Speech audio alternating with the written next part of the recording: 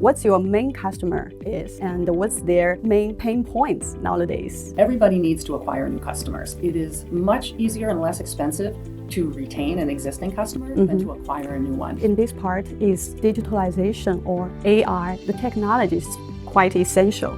It helps us be smarter. There's a very fine line between being personalized and being creepy. And how can you seize this General Z in this AI era? Gen Z doesn't think of it as a plastic card. They think of it as simply, a tap or, a very simple experience.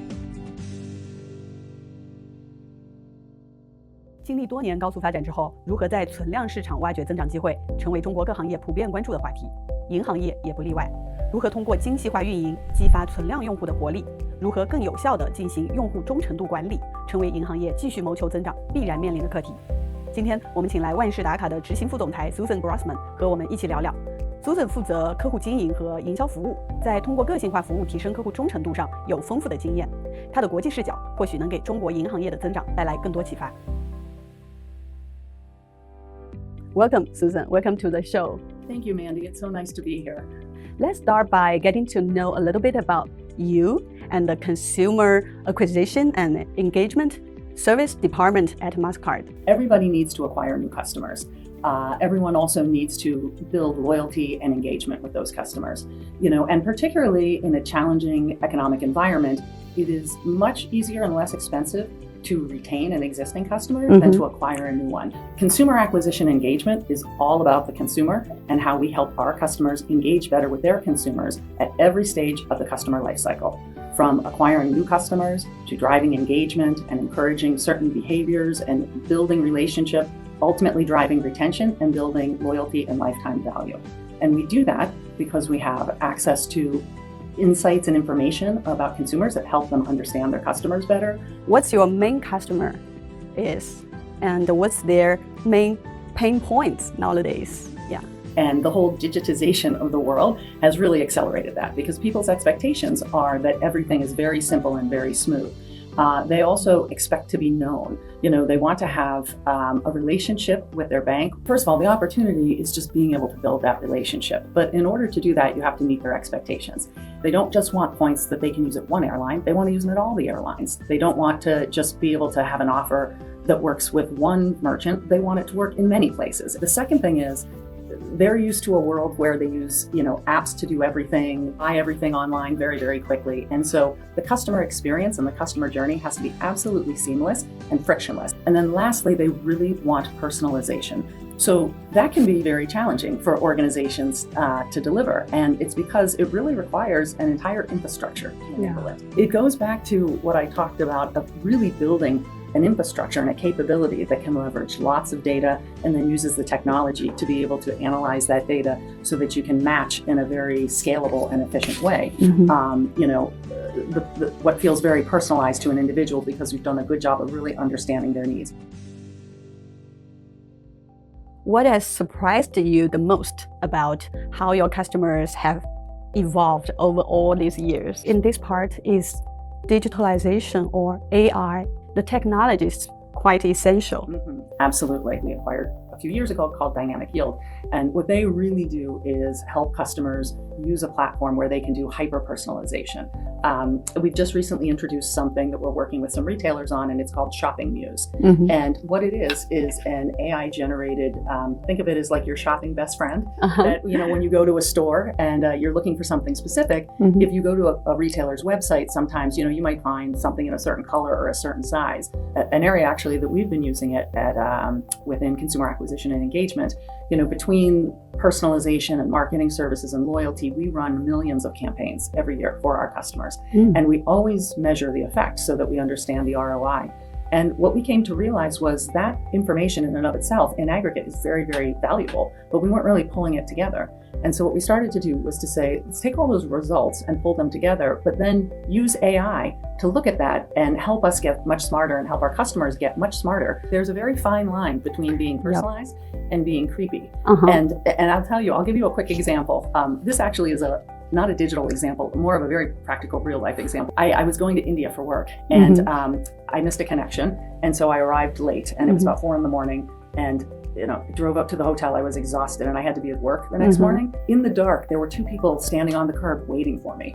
And as we pulled up, they opened the door. They said, "Oh, Miss Grossman, you must be exhausted. No need to check in. Here's your room key." I wanted to hug them. I was so happy. That really meant something to me. Then the next day, when I got back from work, someone had left it from housekeeping, a tube of toothpaste. And it said, "Dear Miss Grossman, we saw that you're running low on toothpaste, so take this, as an offer from us." I thought, "Oh, that's kind of interesting. That's nice." And I actually took a picture of it. I posted it to Facebook. And then some people started answering back and saying, "Oh, that's creepy. How do you feel about them going through your toiletries?" And then the next day there was something they had left for me. It was a glasses case. And they said, "Oh, we saw you left your glasses case." And I didn't even have glasses. And it just sort of fell off, right? But I thought about it as an example because within the span of 48 hours, this was one hotel that kind of went from a fantastic personalized experience for me to one that was not so great and made me feel like they didn't really know me. And to me, that is sort of where organizations both, build loyalty because they use the data and the customer understanding so well. And it's also where they have to be very, very careful about, using data in the right ways. Another question is focused on the General Z, and how can you seize this General Z in this AI era? Gen Z doesn't think of it as a plastic card. They think of it as simply, a tap or, a very simple experience. So being in touch with who those customers are and how they want to pay is very important. I'll give you an example of a bank we worked with. So this was a bank actually that was looking to appeal to the youth segment, and they were launching a new card. And their advertising was always very kind of feature oriented. What ended up happening after about 20 different iterations is we ended up with a commercial that was completely the opposite. It didn't talk about any features of the card. And so this commercial ended up being very youthful with a lot of values messaging that we felt, really resonated with this group and was basically telling them, we are the bank that can help you reach your goals for the future because we understand you.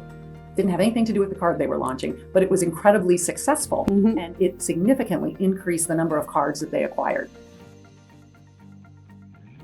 So within this year, what's the main trends you found among these consumers? Is there anything different from last year or from before? We see, luxury purchases, especially in certain segments going down, like travel, and dining, and more unique life experiences. It's almost like, and a lot of this happened post-pandemic, where you started to see sort of this experience life, kind of feeling. And so we've definitely seen it in the travel industry. And, I think ESG, the environment, there's a lot of factors, climate change, that also, get people valuing sustainability more, over consumption, and we see that as well as part of this trend too. We've brought a number of benefits to some of our customers that we actually have some cards that are focused specifically on ESG. So we have a carbon calculator so someone can understand the impact of their purchases. We have priceless planets where we can plant trees so someone can opt to, put some money towards something that is meaningful to them. And we really do see that sometimes those are the benefits, rather than just getting points, that really resonate with certain segments. So, at the end of each year like this, we invite our guests to share their growth keyword. So what would you identify as the growth keyword for both you and your industry? Okay, so the first one I think I would say is choice. People want choice. And that ultimately is what we want to make sure that we are bringing to our customers and then enabling them to bring to their customers so that they can use things the way that fits their lifestyle, fits their needs, fits their demands. The second word I would use is connectivity. The more connected we are and the more partners we can bring to bear, the more value there is. So that's why I would say choice and connectivity.